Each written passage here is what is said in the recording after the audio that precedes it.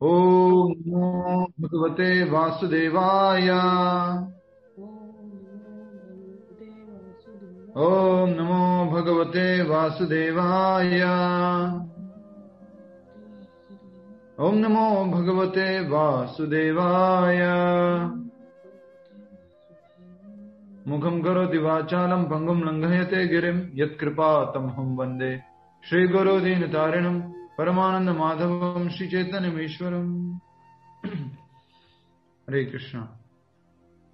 सभी भक्तों का फिर से एक बार स्वागत है, जो पहली बार आए हैं, जो कभी कभी आते हैं और जो हमेशा आते हैं, सबका स्वागत है। श्रीमद् भगवद गीता में आज हम बहुत ही महत्वपूर्ण अध्याय जिसका नाम है ध्यान योग, उसमें श्लोक संख्या 38 समझने का प्रयास कर रहे हैं। अर्जुन ने कुछ प्रश्न पूछा है, उसके उत्तर के रूप में भगवान कृष्ण श्लोक संख्या 40 में बताना शुरू करेंगे भगवान श्री कृष्ण, पर हम आज 38 और 29 दोनों श्लोक करने का प्रयास करेंगे। ठीक है, हरे कृष्ण। सब रेडी हैं आप लोग? ठीक है, तो वीडियो ऑन करके बैठिए, भगवद गीता लेके बैठिए, अपनी नोटबुक लेके बैठिए और साथ ही साथ अपने जप माला लेके बैठिए। हरि बोल, हरे कृष्ण। श्लोक दोहराएंगे। कच्चिन्नो भयं विभ्रष्ट छिन्नाभ्रमीव नश्यति अप्रतिष्ठो महाबाहो विमूढ़ो भ्रमणः पति। कच्चिन्नो भया विभ्रष्ट छिन्नाभ्रमा इव नश्यति अप्रतिष्ठो महाबाहो विमूढ़ो भ्रमणः पति। यस, हेमा जरीवाला माता जी, आप श्लोक का दोहरान करेंगे। आशा करता हूं अब आपके पास भगवद गीता है। हेमा माता जी, हेमा जरीवाला माता जी,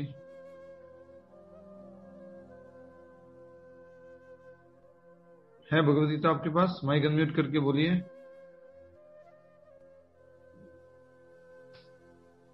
हरे कृष्णा। कुछ रेस्पॉन्स नहीं आया, ठीक है। श्लोक उच्चारण कौन करेंगे? बोलो प्रभु जी। नैना पटेल माता जी। Yes, Hare Krishna Prabhu ji. Yes yes. कच्चिन्नो भयविष्टं छन्नाभ्रमिव पनश्यति अप्रतिष्ठो महाबाहो विमूढ़ो ब्रह्मण्यः पथि। बहुत सुंदर, हरि बोल। विमूढ़ो ब्रह्मणः पथि, तो ये जो है आपको श्लोक का लाइन लिखना है।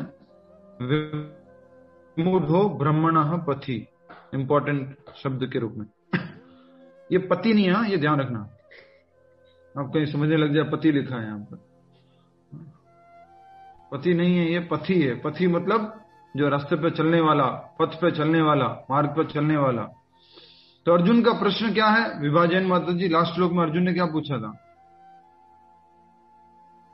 अर्जुन ने पूछा था कि जो अपनी अभ्यास में अगर बीच में ही छोड़ देता है तो उसकी क्या गति होगी। यस, जो अगर अभ्यास है, योगाभ्यास, असफल योगी है, जो प्रारंभ में श्रद्धा पूर्वक तो आत्म साक्षात्कार की विधि को ग्रहण करता है, लेकिन बाद में वो भौतिकता के कारण वो उसको छोड़ देता है या उससे विचलित हो जाता है और योग सिद्धि को प्राप्त नहीं कर पाता।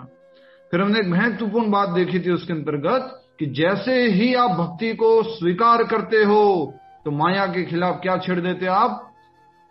जंग, माया के खिलाफ युद्ध छेड़ देते हो। जैसे होता है ना वो क्या बोलते हैं, मधुमक्खी का छत्ता। मधुमक्खी के छत्ते को आप डिस्टर्ब नहीं करो तो कोई बात नहीं, पर आपने जैसे ही डिस्टर्ब किया मधुमक्खी के छत्ते को तो क्या होगा? सारी मक्खियां एक एक करके आपको कहीं कहीं से आ जाएगी आप पर अटैक करने के लिए।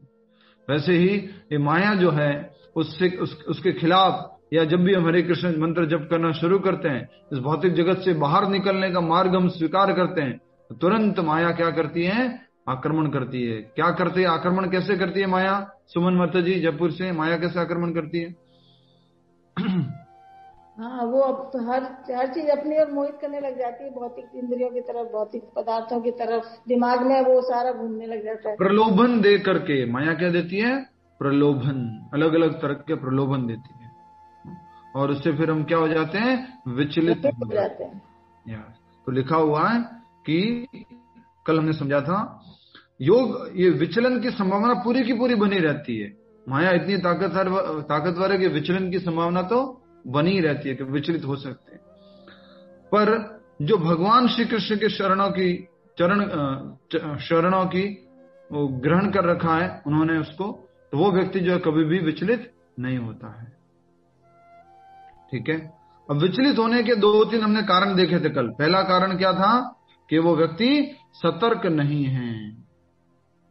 और दूसरी बात जो बताई थी, वो बताई थी कि दिव्य मार्ग का अनुसरण करने का कारण माया के ऊपर धावा बोलने जैसा है, माया के ऊपर अटैक करने जैसा है। लेकिन इनसे कैसे मुक्त हो सकते हैं वो हम समझ रहे हैं इस भगवद गीता के कार्यक्रम के माध्यम से। आज अर्जुन फिर से उस प्रश्न को फर्दर एक्सप्लेन कर रहा है। किसको एक्सप्लेन कर रहा है? अपने प्रश्न को। भगवान उसको मौका दे रहा है, यस बताओ। हमारे से अगर कोई प्रश्न पूछता तो कैसे हम कहते हैं? हाँ ठीक है समझ गया, ठीक है मैं उत्तर देता हूं।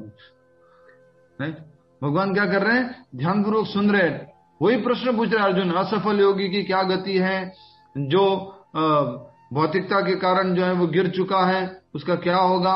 वही प्रश्न दोबारा से अलग विधि से पूछ रहे हैं। क्या विधि है, किस प्रकार से पूछ रहे हैं? शब्दार्थ पढ़िए।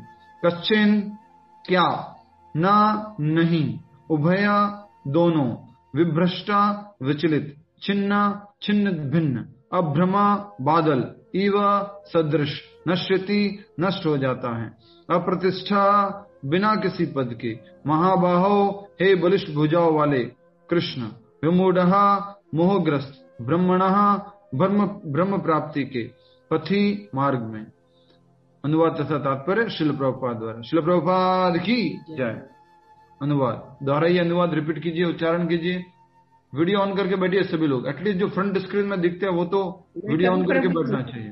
हाँ जी, मैं करूं क्या? अनुपात एक बार मैं तो पढ़ लूं। अच्छा हाँ, पहले एक बार मैं पढ़ लेता हूं। दोहराइए। हे महाबाहु कृष्ण, क्या ब्रह्म प्राप्ति के मार्ग से भ्रष्ट ऐसा व्यक्ति आध्यात्मिक तथा भौतिक दोनों ही सफलताओं से च्युत नहीं होता और छिन्न भिन्न बादल की भांति विनष्ट नहीं हो जाता, जिसके फलस्वरूप उसके लिए किसी लोक में कोई स्थान नहीं रहता?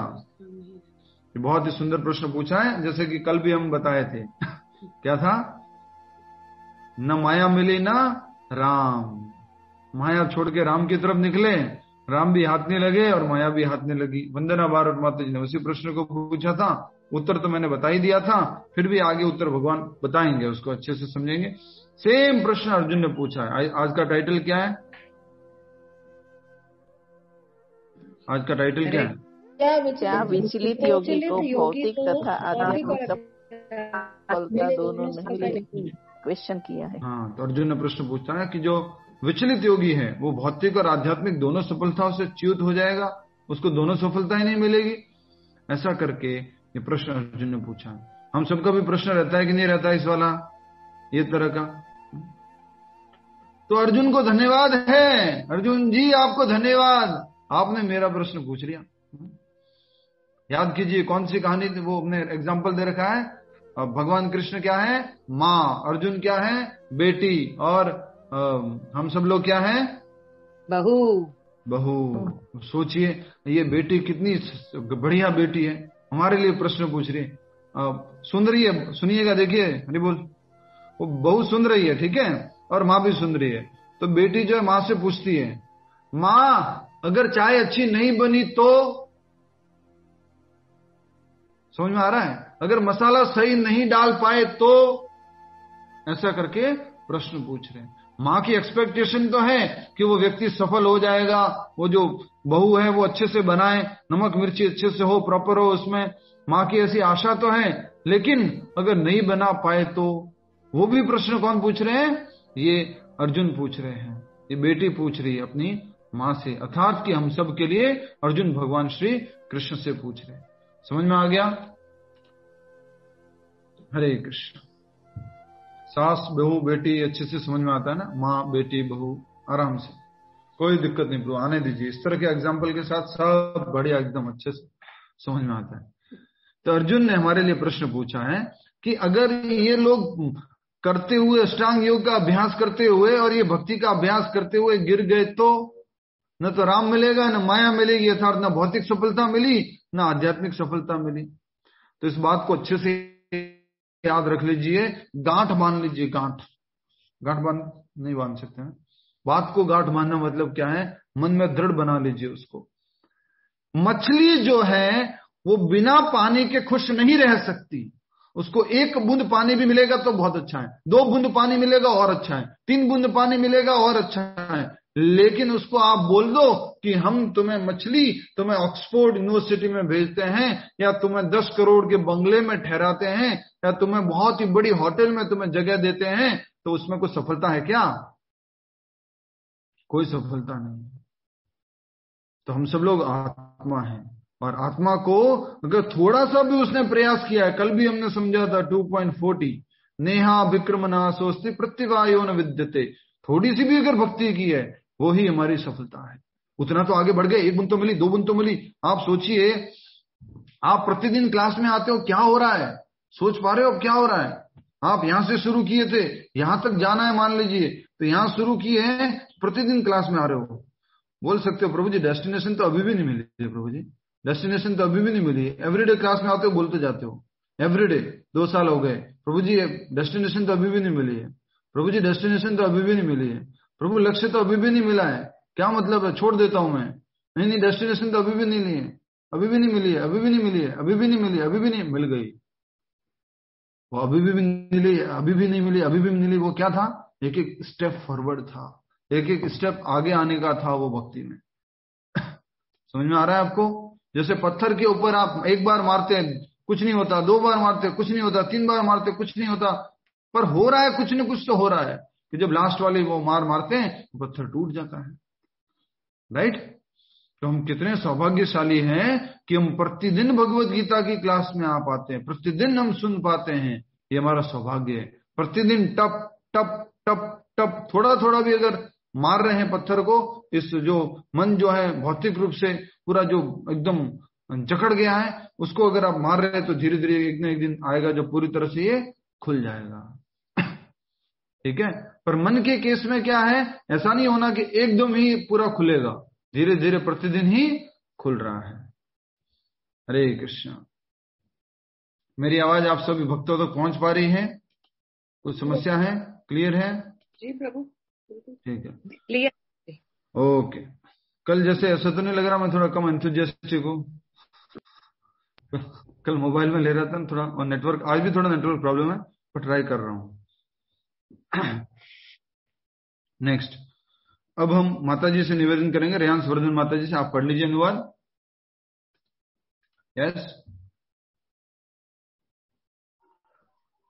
हे महाबाहु कृष्ण, क्या ब्रह्म प्राप्ति के मार्ग से भ्रष्ट एवं व्यक्ति आध्यात्मिक तथा भौतिक दोनों ही सफलताओं से च्युत नहीं होता, और छिन्न बिन बादल की भौति नहीं होता, जिसके फलस्वरूप उसके लिए किसी लोक में कोई स्थान नहीं रहता। हरे कृष्ण। हरे कृष्ण। बहुत अच्छा प्रश्न पूछा अर्जुन ने। हे महाबाहु, जनरली भगवान कृष्ण बोलते थे, भगवान कृष्ण बोलते थे, चंचलम ही मना कृष्ण परमाथि बलवद दृढ़म तस्याहम मन्यम निग्रहम वायुरेव से दुष्कर्म, ये अर्जुन ने बोला। और भगवान कृष्ण ने भी बोला था उसको, असंशयम समग्रम माम। भगवान कृष्ण ने क्या उत्तर दिया था? असंशयम महाबाहो मनो दुर्निग्रहम चलम। महाबाहु भगवान कृष्ण ने बोला अर्जुन को। अब उल्टा बोल रहे हैं, कौन? अर्जुन जो है भगवान श्री कृष्ण से कह रहे हैं। अर्जुन भगवान श्री कृष्ण से क्या कह रहे हैं? हे महाबाहु कृष्ण। कृष्ण को महाबाहु बोल करके वो कहना चाह रहे हैं कि जो व्यक्ति ब्रह्म प्राप्ति के मार्ग में भ्रष्ट, ऐसा व्यक्ति आध्यात्मिक तथा भौतिक सफलताओं से च्युत नहीं होता, जिसको दोनों सफलताएं नहीं मिल रही है उसको, तो भौतिक रूप से भी छोड़ दिया और आध्यात्मिक रूप में भी उसको कोई सफलता नहीं मिली। तो ऐसे व्यक्ति की क्या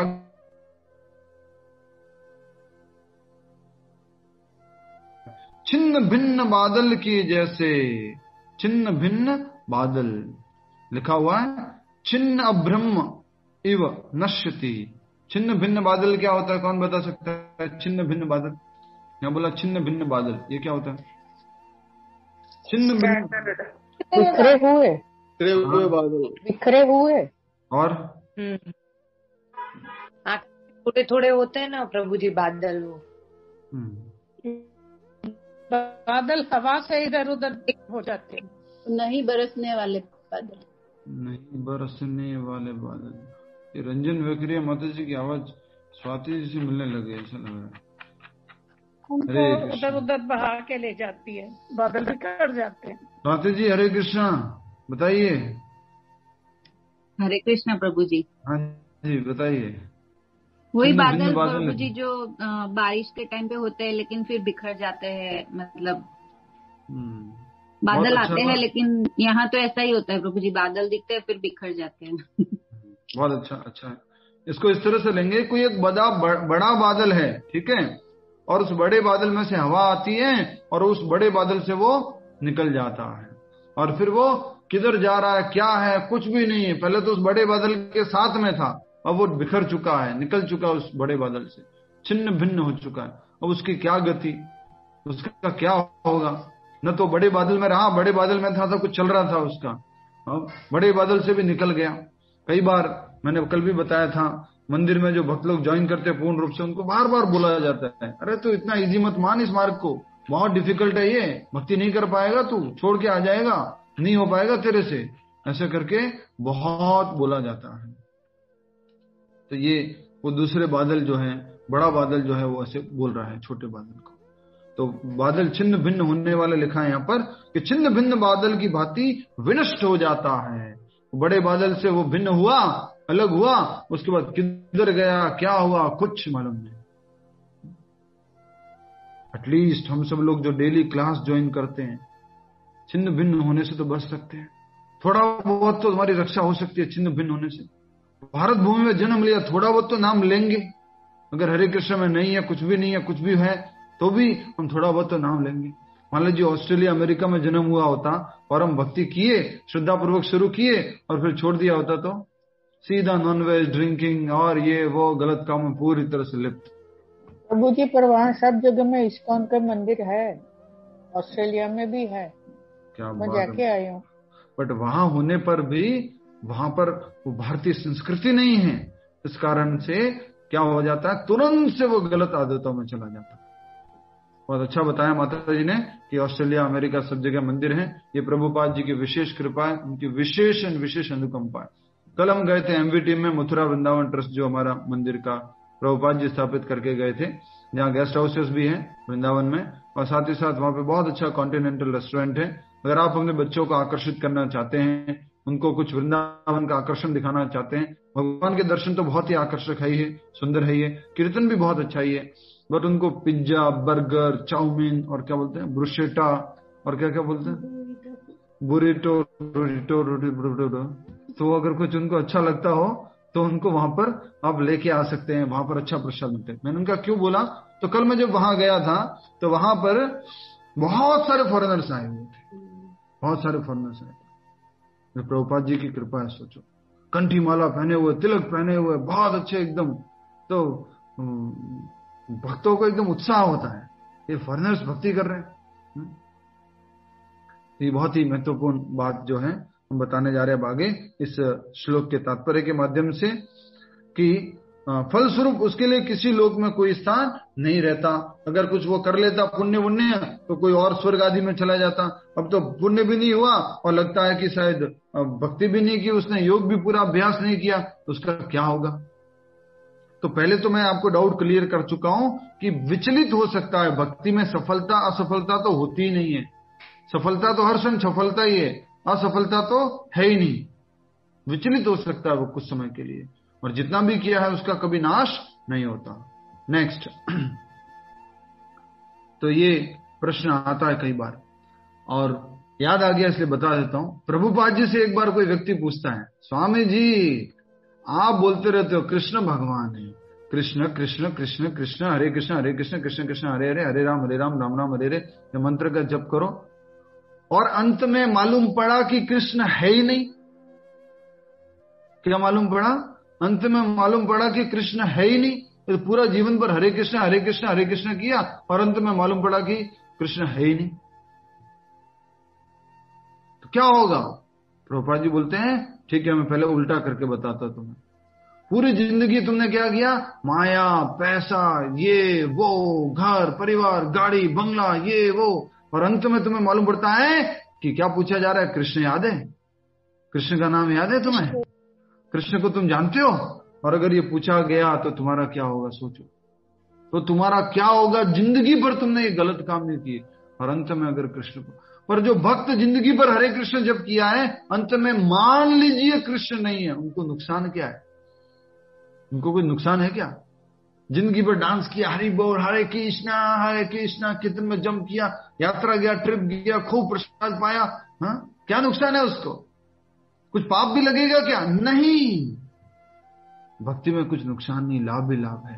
प्रभुपाद जी बोलते पहली बात तो ऐसा होता नहीं है, फिर भी मैं तुम्हें समझाता हूं कि तो जिंदगी भर तुम माया के काम करते रहो और अंत में मालूम पड़ा कृष्ण को याद करना था, वो क्या कर दिया मैंने पूरी जिंदगी। कुछ लाभ है तुम्हें? कुछ लाभ नहीं है। प्रभुपाद जी तो यहां तक कहते हैं कि जो भक्त अगर कृष्ण को जीवन भर याद करता है, अंत काल में किसी कारणवश भूल भी जाता है, भगवान उसको याद रखते हैं। मैंने भी रिसेंटली ग्रुप में भेजा था ये पोस्टर, जरूर देखिएगा, ये पोस्टर भेजा 5-6 दिन पहले ग्रुप में। आप व्हाट्सएप देखा कीजिए, हम आपके लिए सिलेक्टेड कुछ भेजते हैं, थोड़ा समय निकाला कीजिए। तात्पर्य, उन्नति के 2 मार्ग हैं। भौतिकवादी व्यक्तियों की अध्यात्म में कोई रुचि नहीं होती, अतः वे आर्थिक विकास द्वारा भौतिक प्रगति में अत्यधिक रुचि लेते हैं, या फिर समुचित कार्य द्वारा उच्चतर लोकों को प्राप्त करने में अधिक रुचि लेते हैं। जो भौतिकवादी लोग हैं उनकी अध्यात्म में कुछ रुचि नहीं होती है, बस वो भौतिक कार्यों में रुचि रखते हैं। तो या तो वो क्या करेंगे? आर्थिक विकास, धन संपत्ति ज्यादा कमाएंगे और उससे अपना क्या बढ़ाएंगे? भौतिक भोग को बढ़ाएंगे। भौतिक प्रगति में अत्यधिक रुचि लेते हैं। मटेरियल एडवांसमेंट, मटेरियल एडवांसमेंट को बताइए, कौन बताएगा? थोड़ा सा मदद कीजिए। मटेरियल एडवांसमेंट, भौतिक प्रगति। यस, भौतिक प्रगति। सुमन माता जी। प्रभु जी, धन इकट्ठा करना, मकान बनाना, बड़ी गाड़ी लेना और ये सब सारे सुख सुविधाएं जुटाना, ये सब भौतिक प्रगति है, और क्या? यस, और कोई? सेम प्रभु जी, सेम के भोग के साधनों में वृद्धि, इंद्रिय भोग के साधनों में वृद्धि। माता जी ने बिल्कुल सही बताया था, सबने सही बताया। घर छोटा है बड़ा चाहिए, गाड़ी छोटी है बड़ी चाहिए, सब कुछ बड़ा बड़ा चाहिए, कपड़े थोड़ा कम ब्रांडेड और ब्रांडेड चाहिए दिखाने के लिए। माता जी लोग गिरी, मालूम है मेरे पास गुच्ची का बैग है, हैंड बैग। और कौन कौन सी कंपनी का आते हैं माता जी? बड़ा बड़ा कुछ आता है ना, 5 लाख का। 2 चाहिए, 3 चाहिए, बहुत आते प्रभु जी। ठीक है, अभी मालूम नहीं ब्रांड की, आप दूसरे लोगों में कहीं वो हो जाएगा ब्रांड। ठीक है, हरे कृष्ण याद करते हैं। ठीक है, तुम बता रहे थे कि भौतिक प्रगति, पहला तो भौतिकवादी व्यक्ति क्या रखता है? धन संपत्ति बढ़ाने में विश्वास रखता है, तो लिखा हुआ है भौतिक प्रकृति में अत्यधिक रुचि लेते हैं, या फिर समुचित कार्य द्वारा, समुचित मतलब पुण्य कार्य द्वारा उच्चतर लोकों को प्राप्त करने में अधिक रुचि लगते हैं। समुचित कार्य कौन से हो गए रंजन वक्रिया माता जी? समुचित कार्य द्वारा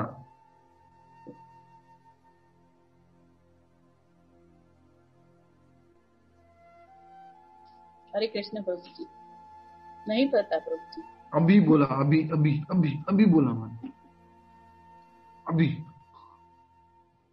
यस, नैना पटेल माता जी मदद कीजिए। हरे कृष्ण प्रभु जी।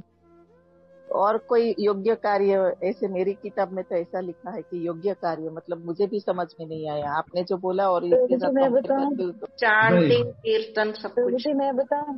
हाँ बताइए। मंदिर में दान देना, वो प्रभु जी। हाँ, पुण्य कार्य, पुण्य कार्य, समुचित कार्य मतलब पुण्य कार्य। तो लिखा हुआ ना, समुचित कार्य द्वारा उच्चतर लोकों को प्राप्त करने में अधिक रुचि रखते हैं। भौतिकवादी लोगों को क्या चाहिए? भौतिक भोग सुख सुविधा चाहिए। किसी गरीबों को बांट दो, कुछ खाना बांट दो, कपड़े बांट दो, कुछ ठंडियों के वस्त्र बांट दो, कुछ भी इस तरह से उसको लगता है ये सब करने से क्या होगा, और अधिक नेम फेम वैभव घर परिवार मिलेगा। दान पुण्य प्रभु जी, दान पुण्य। समुचित कार्यों को क्या बोला गया है? दान पुण्य। तो भौतिकवादी लोग दो तरह की रुचि रखते हैं, एक तो धन बढ़ाने की या फिर उच्चतर लोकों में जाने की। ध्यान दीजिए कीजिए क्लास लेते टाइम, गुस्सा करो नहीं। हरे कृष्ण हरे कृष्ण। मुझे उच्चतर लोक क्या हुआ इसमें? स्वर्ग आदि, स्वर्ग लोक, महरलोक, जनलोक, सत्यलोक, तपलोक, ये उच्च लोक है। ठीक है। नेक्स्ट, यदि कोई अध्यात्म के मार्ग को चुनता है तो उसे सभी प्रकार की तथा कथित भौतिक सुख से विरक्त होना पड़ता है। अध्यात्म का कोई मार्ग चुनता है तो उसको तथा कथित, ये बात भी शब्द को गौर करना, क्या बोला है? तथा कथित। सुख है नहीं, सुख है नहीं, लेकिन बोलने के लिए सुख है। क्या क्या? बड़ा घर, बड़ा गाड़ी, बड़ा परिवार, ये वो, कहने के लिए है नहीं, इसलिए लिखा हुआ है तथा कथित। इंग्लिश में बोलते हैं, क्या बोलते हैं इंग्लिश को तथा कथित को? So called. So called. इसलिए बोल रहे हैं कि यदि कोई अध्यात्म के मार्ग को चुनता है तो उसे सभी प्रकार के तथा कथित भौतिक सुख से विरक्त होना पड़ता है। यदि महत्वाकांक्षी ब्रह्मवादी असफल होता है तो वह दोनों ओर से जाता है। खास करके किसके लिए बोला गया ये? ब्रह्मवादी। अब ध्यान दीजिएगा, दोनों ओर से गया। कौन? ब्रह्मवादी अर्थात ज्ञानी। तो ज्ञानी जो है वो दोनों ओर से गया, अर्थात कि वो न तो ब्रह्म को प्राप्त कर पाया न भौतिक चीजों को कुछ सुख भोग पाया। नेक्स्ट, दूसरे शब्दों में वह न तो भौतिक सुख भोग पाता है न आध्यात्मिक सफलता ही प्राप्त कर सकता है। कौन? महत्वाकांक्षी ब्रह्मवादी। महत्वाकांक्षी मतलब क्या होता है? महत्वाकांक्षी ब्रह्मवादी क्या होता है? महत्वाकांक्षी एस्पायरिंग। जो ब्रह्मवादी है वो क्या हो जाता है? दोनों ओर से उसको न ये मिला न वो मिला, ऐसा हो जाता है। नेक्स्ट क्या कहा गया है? उसका कोई स्थान नहीं रहता, वह छिन्न भिन्न बादल के समान होता है। कभी कभी आकाश में एक बादल छोटे बादल खंड से विलग होकर एक बड़े खंड से जा मिलता है, किंतु यदि वह बड़े खंड से नहीं जुड़ पाता तो वायु उसे बहा ले जाती है और वह विराट आकाश में लुप्त हो जाता है। जो अगर कोई पढ़ के आए होते ना तो मुझे मालूम पड़ जाता। मैंने पूछा छिन्न भिन्न बादल क्या होता है, पढ़ाई करके आए होते। एक बार 5 मिनट बोले प्रभु जी भी 10 मिनट लेट है, 5 मिनट लेट है, 3:45 को किताब लेके बैठ गए होते तो बता देते आप। प्रभु जी, हाँ, मेरे साथ क्या होता है कि मैं पढ़ के आती हूँ ना, फिर अगर जो तात्पर्य समझ में आ गया तो फिर मेरे क्लास में वो ध्यान नहीं रहता है। इसलिए आज मैं जानबूझ के पढ़ के नहीं आई कि क्लास में ध्यान रहे, इसलिए। अच्छा, ये भी अच्छा है, बहुत अच्छा। इसको इस तरह से धीरे धीरे तैयार कीजिएगा कि आप पढ़ लिए और मन में कुछ प्रश्न उठ गए डायरेक्टली, तो और थोड़ा मदद करेगा। और ये अच्छा है कि कभी ये नहीं सोचना कि मैं पढ़ के आ गई हूँ। बहुत अच्छा बताया आपने। कई बार ऐसा हो जाता है, कोई बात सुनी हुई है ना, अच्छा व्हाट इज, प्रभु जी बार बार वही बोलते रहे, ईटिंग स्लीपिंग मीटिंग डिफेंडिंग, आहार निद्रा भय मत, जन्म मृत्यु जरा, क्या है, सेम चीज बोल रहे हैं। नहीं, उसको बार बार सुनेंगे तो ही वो बैठेगा मस्तिष्क में, तभी वो बार बार हमें रिमाइंडर के रूप में आएगा। आगे प्रभु जी कल बताया था नियमितता ही सफलता है। नियमितता ही सफलता है। Very nice, regularity. आज हमने सोचा था हमारा एक इंस्टाग्राम लाइव होता है सुबह 9:30 बजे, जैसे तैसे लोग जुड़ते हैं, कुछ इधर उधर के टेढ़े मेढ़े लोग जुड़ते हैं, लेकिन क्या करें, हिप्पीज बोलो कुछ भी बोलो, उनको सुधारने के लिए हम पड़ गए उधर की तरफ। अब उसको चलाते हैं। आज सोचा कि आज मैं माता जी आए हुए हैं, इनके साथ कहीं दर्शन चले जाएंगे, तो क्या करें, सोचा आज नहीं करेंगे। फिर सोचा अगर आज ब्रेक कर दिया तो बाद में गड़बड़ हो जाएगा, तो नियमितता बहुत जरूरी है। तो मैंने फिर माता जी को बोला आज पहले ये कर लेते हैं, तो उस प्रकार से हमने वो कार्यक्रम किया। आजकल डेली 3 क्लासेस हो रही है, सुबह 2 घंटा 9:30 से 11:30 बजती है, और अभी दोपहर में 3 बजे और शाम को 6:30 बजे। कोई डॉक्टर हो तो थोड़ा मदद करना मुझे, गला वाला ठीक रखने के लिए, और एनर्जी वो कितना कैलोरीज खत्म हो रहा है, कितना कैलोरीज लेना चाहिए, थोड़ा मदद कर सकते हैं। कभी कभी बहुत थकान महसूस होती है। प्रभु जी आप तो यंग हो, सब कुछ कर सकते हो। सोचो मैं भी 3 क्लासेस अटेंड। माता जी क्लास बोलना इजी है, क्लास 3 अटेंड करना बहुत डिफिकल्ट है। तो आप लोग के अंदर और ज्यादा ताकत है। और मेरे जैसे स्टूडेंट हो तो और डिफिकल्ट हो जाएगी प्रभु जी। नहीं, क्लास सुनना रियली डिफिकल्ट है। क्लास सुनना इतना आसान नहीं है, क्योंकि क्लास बोलते टाइम तो आप सोओगे नहीं एटलीस्ट, पर क्लास सुनते टाइम जरूर सो जाओगे, तो वो डिफिकल्टी है।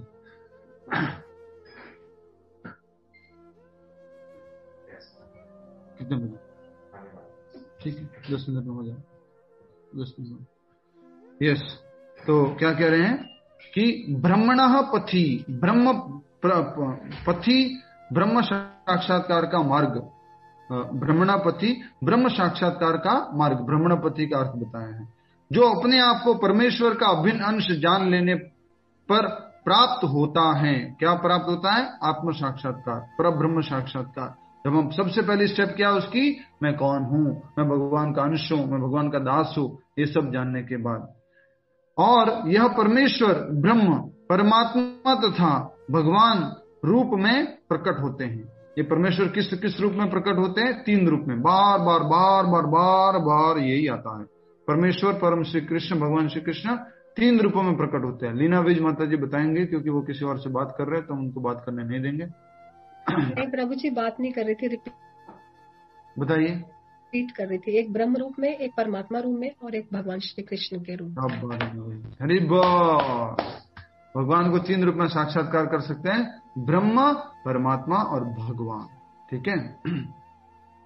नेक्स्ट, भगवान श्री कृष्ण परम सत्य के पूर्ण प्राकट्य हैं, और अतः जो इस परम पुरुष की शरण जाता है वही सफल योगी होता है।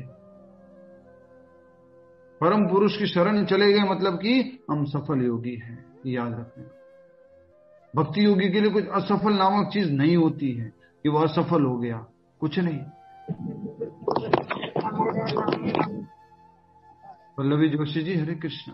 दर्शनी माता जी आप भी बंद कर दीजिए। ठीक है। ब्रह्म परमात्मा साक्षात्कार के माध्यम से जीवन के इस लक्ष्य तक पहुंचने में अनेकानेक जन्म लग जाते हैं, बहुनाम जन्म नाम अंते। अतः दिव्य साक्षात्कार का सर्वश्रेष्ठ मार्ग भक्ति योग या कृष्ण भावनामृत की प्रत्यक्ष विधि है, डायरेक्ट विधि है। कल भी ये शब्द आया था। कृष्ण भावनामृत भक्ति जो परमेश्वर को प्राप्त करने की कौन सी विधि है? डायरेक्ट विधि है। और ये ब्रह्म विधि कौन सी है? देखिए, ब्रह्म तथा परमात्मा साक्षात्कार के माध्यम से जीवन के लक्ष्य तक पहुंचने में अनेकानेक जन्म लग जाते हैं। कौन कौन सा? ब्रह्म साक्षात्कार पहला, दूसरा परमात्मा साक्षात्कार, उसमें बहुत सारे जन्म लग जाते हैं। बहुनाम जन्म नाम अंते। लेकिन भक्ति क्या है? डायरेक्ट है। अच्छा, एक बात बता देता हूं, पहले ध्यान से सुनिएगा। कई बार ऐसा हो जाता है, कोई आपका फ्रेंड आके आपको बोल दे, आप तो सब लोग उम्र में बड़े हो गए हो, 30 साल 40 साल 50 साल, कम वाले भी होंगे, कोई 25 साल। आपको कोई अपना फ्रेंड आकर के बोल दे, आपको मालूम है अपने साथ में वो कॉलेज में पढ़ता था ना, वो भी है ना बहुत बड़ा बिजनेसमैन बन गया है, उसके पास बहुत पैसा है, वो पूरा एकदम। तो कहीं ना कहीं मन में एक बार आ सकता है, he is successful man. No, क्या आना चाहिए मन में? I am successful man. क्या आना चाहिए? I am successful man because I have Krishna, I have Bhagavad Gita, I have chanting, I have everyday hearing, I have this prasadam. Material success is not success, spiritual little success is success. लिख लीजिए आज का वाक्य। भौतिक रूप से महान सफलता भी सफलता नहीं है, क्योंकि सब कुछ इधर छोड़ के जाओगे, जैसे अलेक्जेंडर द ग्रेट छोड़ के गया, कोई साथ में नहीं लेके गया। लास्ट में बोल दिया मेरे 3 रियलाइजेशन है, जो कुछ लूटा है सब कुछ रास्ते में लूटू, बांट देना, खाली हाथ आया था खाली हाथ जाऊंगा। सो highest material success is not success, little spiritual success is great success. Hindi में क्या हो गया, मैंने क्या बोला था हिंदी में, भौतिक रूप से महान सफलता ही सफलता नहीं है। यस, भौतिक रूप से महान सफलता भी सफलता नहीं है, लेकिन आध्यात्मिक रूप से थोड़ी सफलता भी सफलता है। तो कभी आज के बाद अब आपको क्या नहीं लगेगा, हो उसकी शादी तो अच्छे घर में हुई है, उसका तो सेपरेट एक बढ़िया समुद्र किनारे फ्लैट है, उसके पास तो बड़ी एक BMW है, ऑडी है, मर्सिडीज है, उसके हस्बैंड तो उसको कुछ बोलते ही नहीं है, उसको जिधर जाना है जा सकते हैं, जो खरीदना है खरीद सकते हैं। ये आज के बाद नहीं आना चाहिए। क्यों? क्योंकि आपके साथ कौन है? कृष्ण है। Who is successful, who is more successful? You have whole world with you, but if you don't have Krishna, then you are unsuccessful. But if you have Krishna and whole world is not there with you, still you are successful. याद है ना आपको वो कहानी? कौन सी कहानी? Scientist और नाव वाले की कहानी। उसको सारा ज्ञान आता है, 25% सफल है, 50% सफल है, 75% सफल है, लेकिन क्या नहीं आता? तैरना नहीं आता। What is the use? What is the use? सब धन वैभव गाड़ी ये सब कुछ है, लेकिन साथ में एक नहीं है, सब जीरो ही है। क्या काम के है? जीरो ही है। अपने साथ में तो कौन है? एटलीस्ट एक तो है, कृष्णा तो है। इस बात के हमेशा आपको क्या होना चाहिए? संतुष्टि, और साथ ही साथ गर्व होना चाहिए। समझ में आया? क्या होना चाहिए? गर्व। आई हैव कृष्णा। लोग भौतिक चीजों को लेकर के प्राउड करते हैं ना, एकदम बढ़िया से गाड़ी दिखा करके, ये वो ऐसे वैसे। अपने को चेहरे पे एक बढ़िया सुंदर सी शांति दिखा करके, चेहरे पे एक सुंदर सी स्माइल दिखा करके, चेहरे में एक बहुत अच्छा क्या कह सकते हैं सेटिस्फेक्शन दिखा करके उसको बोलना है मेरे पास कृष्णा है। उसके पास सब कुछ है, लेकिन क्या नहीं है? चेहरे पे शांति नहीं है, मन में टेंशन भरा हुआ है। सब कुछ है उसके पास भौतिक रूप से।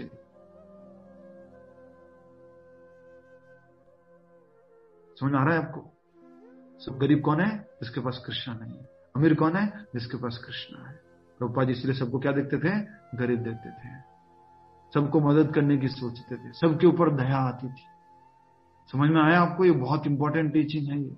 You have Krishna, you have everyday Bhagavad Gita, you have every day chanting of Hare Krishna Mahamantra, you have every day serving of deities Laddu Gopal, Radha Krishna, you have fortune to have beautiful darshan of Radha Vrindavan Chandra, you have beautiful opportunity to visit holy dhams, you have wonderful opportunity to of serving the deities by offering nice foodstuffs. Who has that facility? किसके पास ये सुविधा है? आपके पास ये सुविधा है। आपके ऊपर दया है भगवान की। दूसरा वाक्य भी मैंने बोला, वो लिख लिया तो लिख लीजिएगा। Even somebody has whole world with him, but he doesn't have Krishna, he is a loser.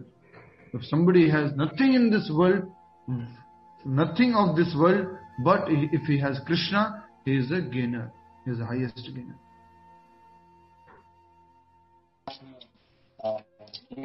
आपको हरे कृष्ण।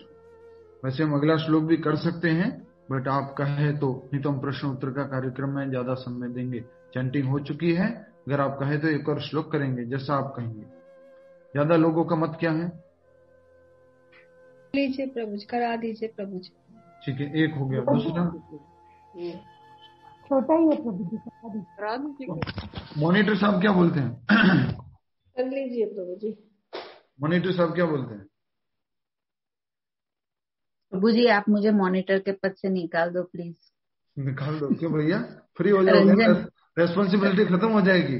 फिर क्लास में आ रहे हैं, हाँ क्लास में आ रहे हैं कि नहीं आ रहे सब चलेगा फिर। चुप आराम से पतली गली से प्रभु दूसरा करा दीजिए ना। दूसरा करा दीजिए। मैं इसको ही वैसे दूसरा कराने में मुझे कम से कम 20 मिनट लगेंगे, दूसरा अगर श्लोक लूंगा तो मैं। आप वैसे भी लेट आए प्रभु जी, 3:30 बजे के बाद चालू हुआ क्लास। नहीं, बाकी लोग ना, मेरा नहीं कह रहा, मेरे को टाइम है, बाकी लोगों को कहना कि उनका भी पार्टिसिपेशन चाहिए होगा, उस हिसाब से करा दे। ठीक है, तो श्लोक संख्या 40 बने रहिए, 39 बने रहिए। ठीक है, आज चैंटिंग हो चुकी है। जो लेट आए उनको, वो लूजर है, क्योंकि उनको चैंटिंग नहीं मिली है आज सुबह सुबह जो शुरुआत में चैंटिंग शुरू होती है। हरे कृष्ण। नहीं प्रभु जी, लूजर क्यों, हम बाद में कर लेंगे। नहीं, बट जो साथ में होती है वो बाद में नहीं हो पाएगी। हाँ, पर अभी क्या करे प्रभु जी, आज थोड़ा और जल्दी स्टार्ट कर दिया माता जी ने। ओह टाइम पे क्या होगा, 3-5 पे क्या होगा। ठीक है। हम गए थे मथुरा जन्म स्थान ठाकुर जी का दर्शन करने के लिए, जहां पर भगवान कृष्ण प्रकट हुए थे मथुरा के अंदर कंस की जेल में, और बहुत ही सुंदर दिव्य अनुभूति होती है वहां जाने पर। आप में से बहुत सारे लोग गए होंगे, नहीं गए हैं तो कभी आप प्लान कीजिए, हम लेके चलेंगे आपको मथुरा जन्म स्थान जहां भगवान का जन्म हुआ था। श्लोक संख्या 39 कर लेते हैं मात्र 10 मिनट के अंदर। ठीक है, अभी से बोल दिया आपको 10 मिनट से ज्यादा नहीं लूंगा। 4:28 पे, 28 नहीं, कितना, 18 मिनट पे पूरा करेंगे। मैं एक बार श्लोक पढ़ता हूं। एतन्मे संशयं कृष्ण छेत्तुम् अर्हसि अशेषतः त्वदन्यः संशयस्यास्य छेत्ता न है उपपद्यते। अनुवाद सॉरी, शब्दार्थ। एतत् यह है, मैं, मेरा, संशयम संदेह, कृष्ण हे कृष्ण, छेत्तुम दूर करने के लिए। याद रखिए, हमने ये छेत्तुम शब्द पहले भी आ चुका है। कौन बताएगा ये छेत्तुम, उसी तरह का शब्द आया है।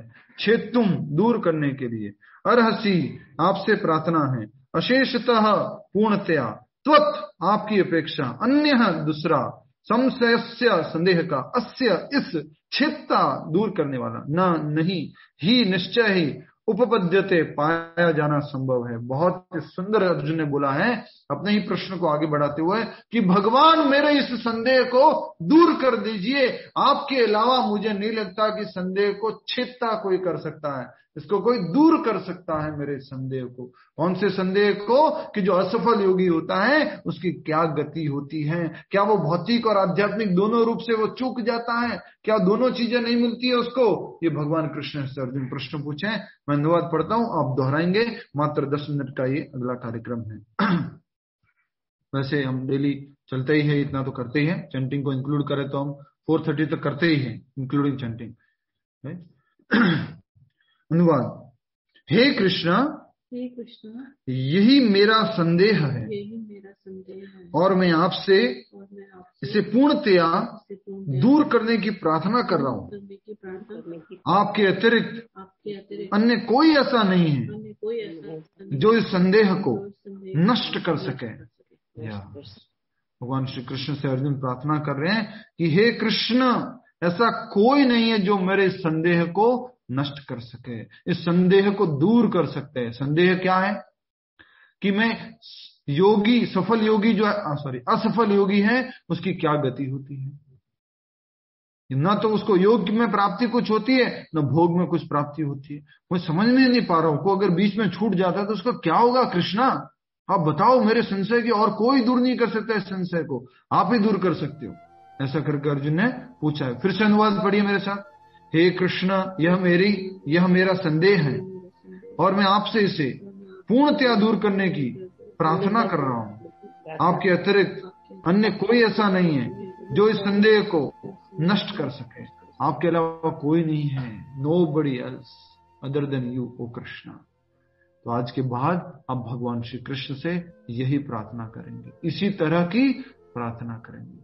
हे केशव, हे गोविंद, हे दीनबंधु, हे जनार्दन, हे मुरारी, हे अच्युत, आपके सिवा मेरा कोई नहीं है, और आप ही मेरे जीवन में, आध्यात्मिक जीवन में जो बढ़ने में जो बाधाएं आ रही हैं, उसको आप ही समझ सकते हैं, और आप ही उसको दूर करने का मुझे समाधान दे सकते हैं।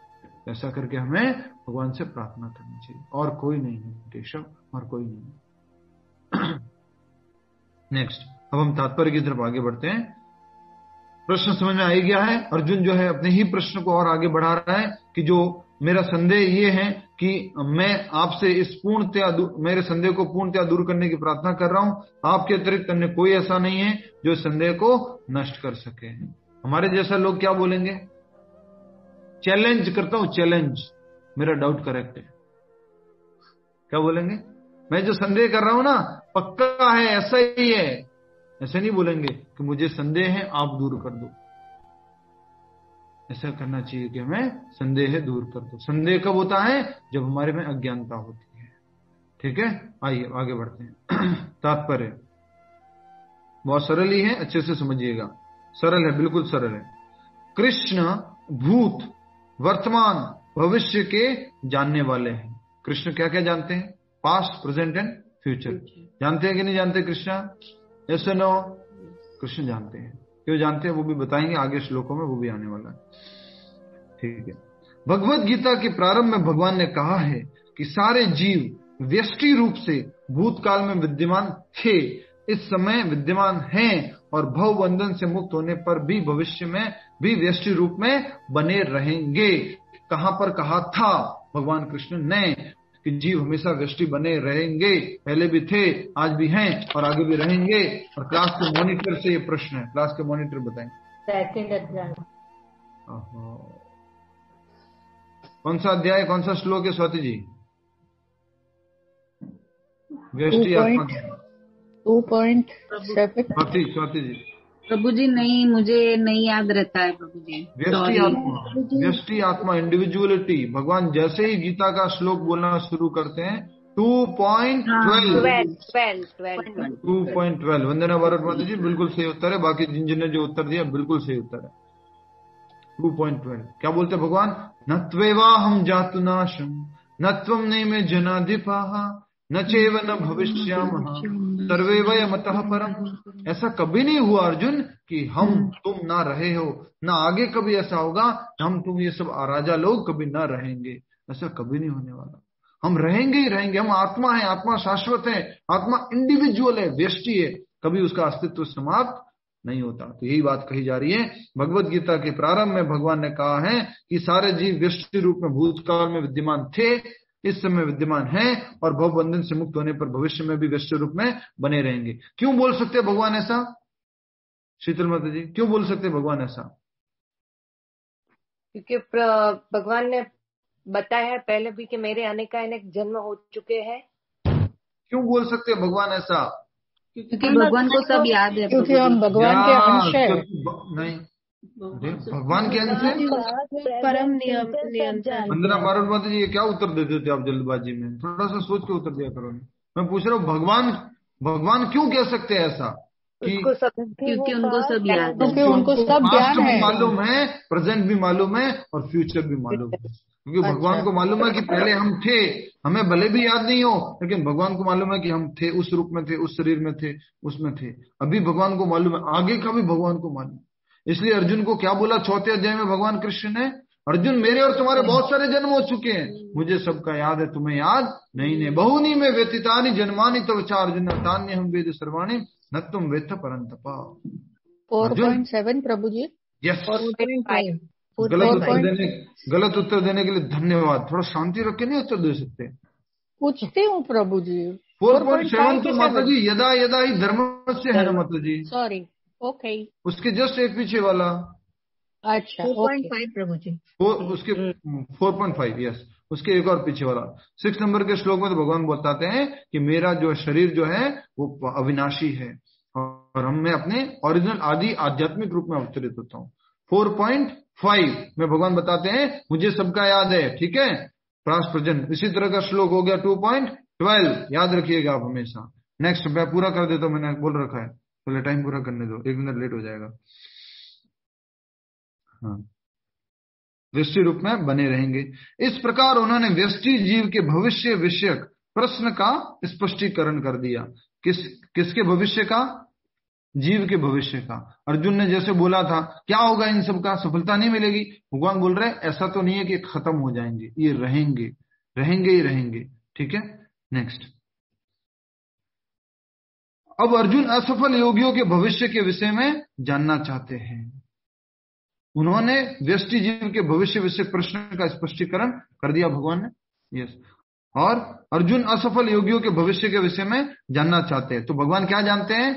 Past, present and future. तो भगवान जानते हैं, उस कारण से अर्जुन ने प्रश्न पूछा। अर्जुन ने क्यों बोला आप यह संशय दूर कर सकते हो? क्यों बोला?